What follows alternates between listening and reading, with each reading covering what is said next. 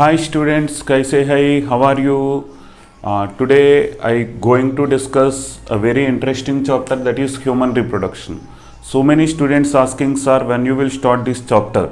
So yes, that is because then compared to plant reproduction, human reproduction is interesting. So because it is study of human body, so because of that it is more interesting than compared to the plant reproduction. So in NEET point of view also 3 to 4 questions chance to ask from this chapter. So most of the questions like NCERT, but in 2017 and in some years they asked out of NCERT questions. Okay, so that is they asked around 8 questions, 10 questions, like human reproduction and reproductive health together asked around 8 to 10 questions, and out of that 5 to 6 questions is out of NCERT. So there is no boundaries for the NEET. So some years they will ask easy question paper, or some years they will ask the tough question paper. So you have to develop the concept from the NCERT to the higher level. So first basic level is the NCERT. So start from the NCERT and build your concept. Okay, so like in deep level. So that deep level means what is the limit? How you know the limit of the NEET examination? Or what is the boundaries of the any chapter, not only human reproduction. So what is the boundaries of the chapter for NEET? So the boundary based on previous NEET questions. So the previous NEET questions, so where they asked, so how much deep questions they asked in previous NEET examination. So based on that you have to prepare the plan. Okay, so I will cover all the important topics from human reproduction in coming classes. So today I going to discuss some introduction and along with female reproductive system. So in next videos I will make male reproductive system also.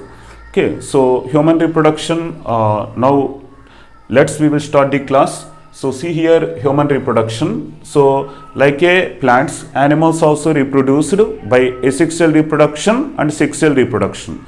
So generally the lower organisms reproduced by the asexual reproduction. So asexual reproduction, see here some lower organisms reproduced by asexual methods.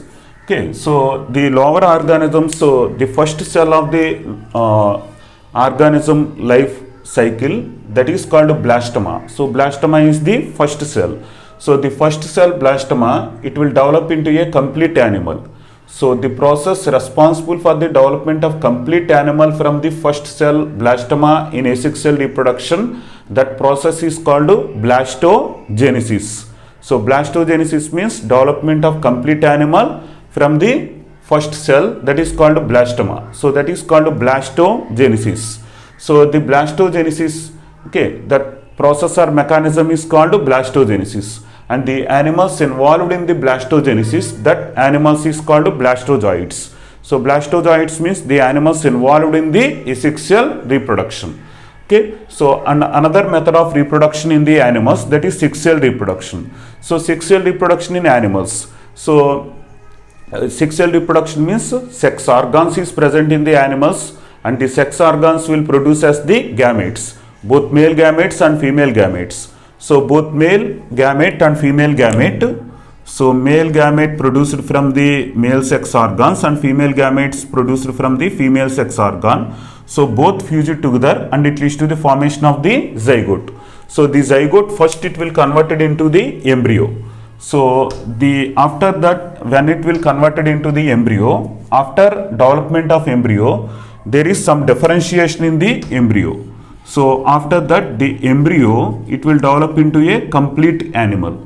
Okay, that is called fetus. Okay, so this process, development of embryo from the zygote, is called embryogenesis. Then the embryo will develop into a complete animal. Okay, so the animals involved in this sexual reproduction, that kind of animals is called oozoids. Okay, so oozoids. So this is about sexual reproduction and asexual reproduction in animals. Okay, so then which topics we will discuss in this class, in this chapter? The first one is sex organs, that is male reproductive system and female reproductive system. So the second point we will discuss in this chapter, that is formation of the gametes, that is called gametogenesis. Gametogenesis means formation of the gametes. Okay, after formation of the gametes, fertilization. So the gametes fuse it together and it leads to the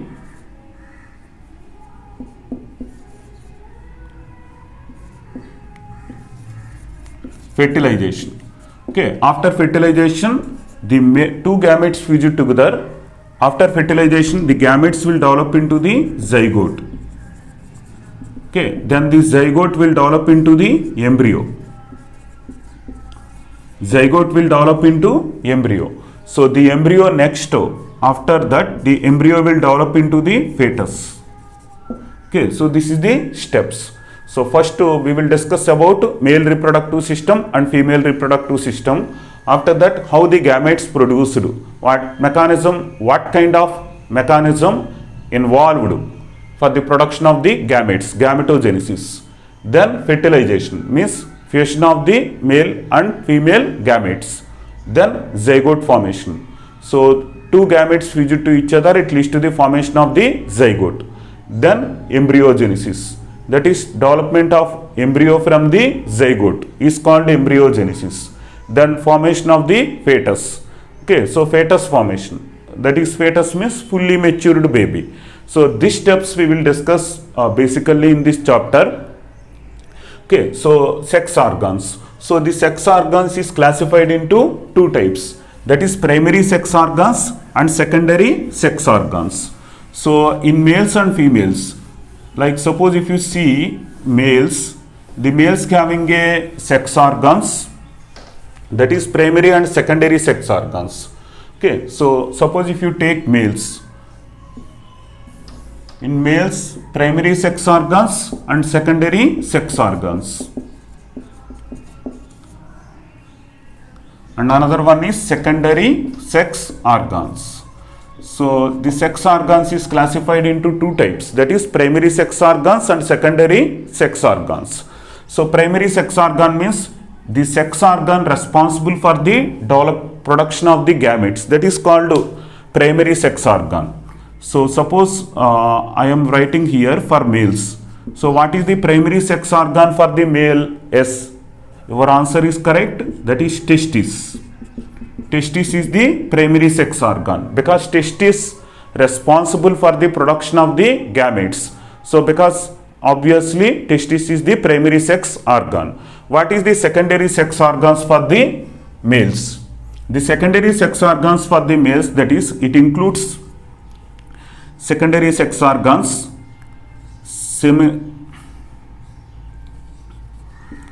seminal vesicles. Okay, the second one, epididymis. Epididymis. Okay, next vas deferens.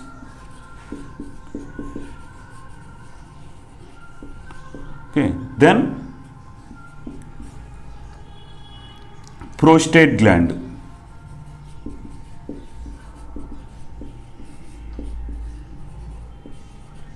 Okay, next bulbourethral gland.